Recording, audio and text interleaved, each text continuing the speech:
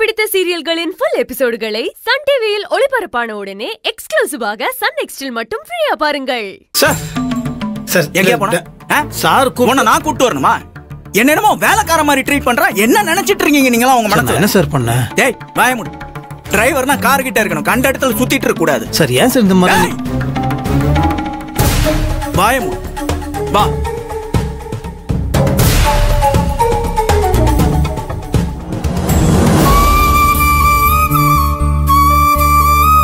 ஏய்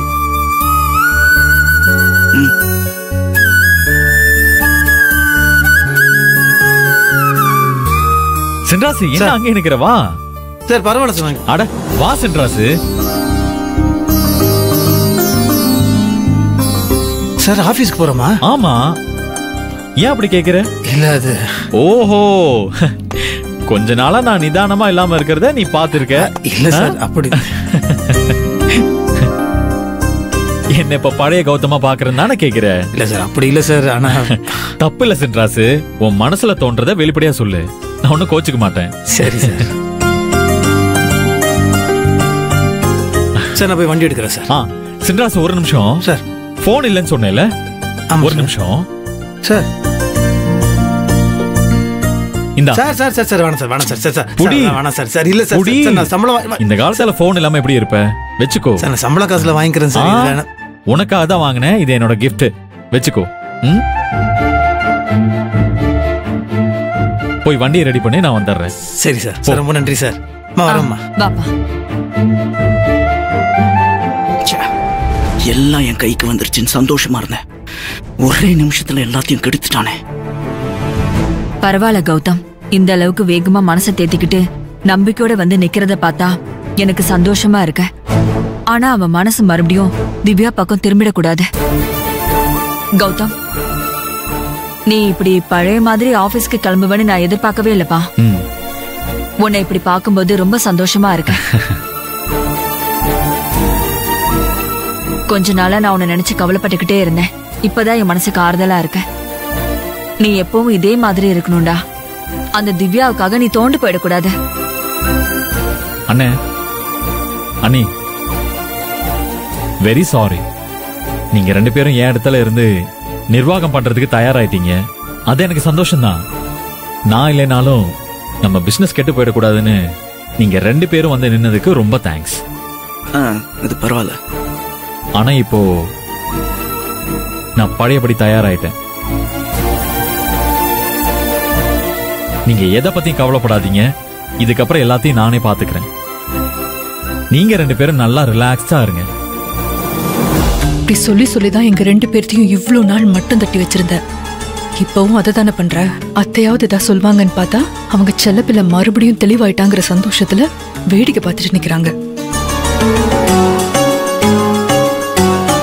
கௌதம், இப்படி ஃப்ரெஷ்ஷா வந்து எங்களுக்கு சர்ப்ரைஸ் கொடுப்பீங்கன்னு நான் நினைக்கவே இல்லை. ரொம்ப சந்தோஷமா இருக்கு. எங்க இந்த திவ்யா சவால் விட்டுட்டு போன மாதிரி அவ நம்மள ஜெயிச்சிருவான்னு நினைச்சுதான் எல்லா பொறுப்பையும் எடுத்துக்கலான்னு நாங்க ரெடியானோம். ஆனா எங்க பயத்தை நீங்க போக்கிட்டீங்க. கண்டிப்பா பழையபடி நீங்க சாதிப்பீங்க.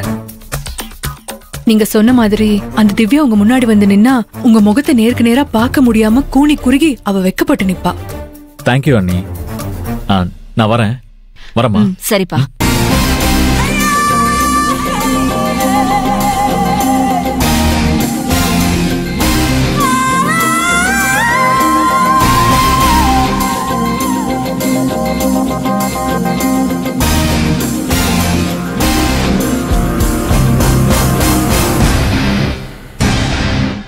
இந்த கௌதம் குடிச்சே அழிஞ்சிருவான்னு பார்த்தா நம்மளோட எல்லா பிளானையும் சொதப்பி அவன் பாட்டுக்கு ஆபீஸ் கிளம்பி போயிட்டான். இவனை இப்படியே விடக்கூடாது.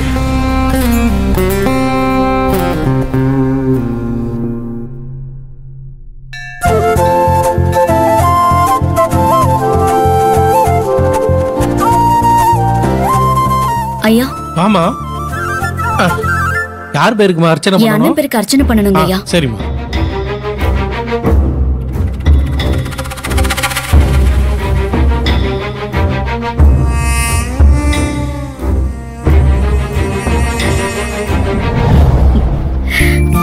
அம்மா தாயே, ரொம்ப நாள் கழிச்சு இன்னைக்கு தான் மனசுல சந்தோஷத்தோடவும் நிம்மதியோடவும் கோயிலுக்கு வந்திருக்கேன். எப்பவுமே என் அண்ணன் நல்லா இருக்கணும், அவர்கிட்ட இருந்து நல்ல செய்தி வரணும்னு தான் வேண்டியிருக்கேன். என்னுடைய வேண்டுதல் பழிச்சிருச்சு. என் அண்ணன் நல்லா இருக்கேன்னு அதுவே போன் பண்ணி சொல்லிடுச்சு. எனக்கு இப்பதான் நிம்மதியா இருக்கு. என் அண்ணனும் பொண்ணையும் சந்தோஷமா அவங்க வாழ்க்கையை தொடங்கி புள்ள குட்டிங்களை பெத்துக்கிட்டு நல்லா இருக்கணும். அதுக்கு நீதான் மனசு வைக்கணும்.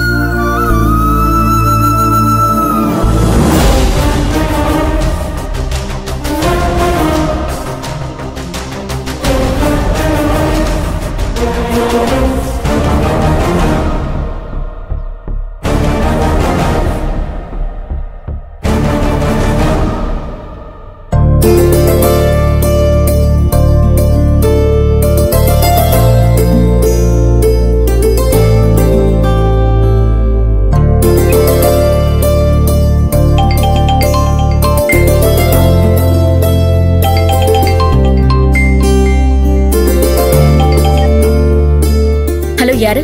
குட்டிமா. அண்ணே, நீயா? நான் தான் குட்டிமா.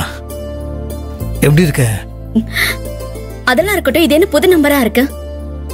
யார் போன்ல இருந்து பேசுற? இதான் புது நம்பர் குட்டிமா. இந்த நம்பர் என்கிட்ட தான் இருக்கும். நான் இதுல தான் உனக்கு இனிமேல் பேசுவேன். குட்டிமா, நீ ஏன் இந்த நம்பருக்கு ஃபோன் பண்ணாத, நான் உனக்கு அடிக்கடி ஃபோன் பண்றேன், சரியா? சரிண்ணே. இத்தனை நாளா நீயா போன் பண்ணி பேச மாட்டியான்னு தவிச்சுக்கிட்டு இருந்தேன். இப்போ நீயே அடிக்கடி பேசுறேன்னு சொல்றியே, இதுவே எனக்கு போதும். அண்ணே, நீயும் பொண்ணியும் சந்தோஷமா இருக்கீங்கல்ல? சந்தோஷமா இருக்கும் குட்டிமா. குட்டிமா, நானும் பொண்ணியும் கணவன் மனைவியா வாழ்க்கை ஆரம்பிச்சிட்டோம். அண்ணே, என்ன சொல்ற? இதெல்லாம் எப்படி உன்கிட்ட சொல்றதுன்னு தெரியல. ஆனா வேற யாருக்கிட்ட நான் சொல்ல முடியும்? அம்மா இருந்தா அம்மா கிட்ட சொல்லுவேன்ல. எனக்கு நீ தானே அம்மா. அதான் இந்த சந்தோஷமான விஷயத்த உன்கிட்ட சொல்றேன். புரியுது. நீங்க ரெண்டு பேரும் இப்படி ஒரு வாழ்க்கை வாழணும் தான் நான் ஆசைப்பட்டேன். எனக்கு ரொம்ப சந்தோஷம். என்ன, நானும் இங்க சந்தோஷமா தான் இருக்கேன். இப்பதான் கோவிலுக்கு வந்து உன் பேர்ல அர்ச்சனை பண்ணேன். நீயும் பொண்ணி ஆரம்பிச்ச இந்த வாழ்க்கைய கடைசி வரைக்கும் தொடரணும்னு நான் வேண்டிக்கிறேன். கண்டிப்பா நல்லபடியா தொடரும். உன் வாழ்க்கையும் நல்லா இருக்கணும், என் வாழ்க்கையும் நல்லா இருக்கணும், நம்ம எல்லாரோட வாழ்க்கையும் நல்லா இருக்கும். நீ சொல்றதை கேட்கும் போது எனக்கு ரொம்ப சந்தோஷமா இருக்குன்னு. கோவில வச்சு நீ சொல்றதை கேட்கும் போது இனி நமக்கு நடக்கிறது எல்லாமே நல்லதாவே நடக்கும்னு மனசு சொல்லுது. இந்த பார் குட்டிமா, இங்க நல்லா இருக்கேன், என்னை பத்தி நீ யோசிச்சுட்டு இருக்க கூடாது, சரியா? அண்ணா அப்பப்போ உனக்கு ஃபோன் பண்ணி பேசுவேனா. ஒழுங்கா சாப்பிடு, சரியா?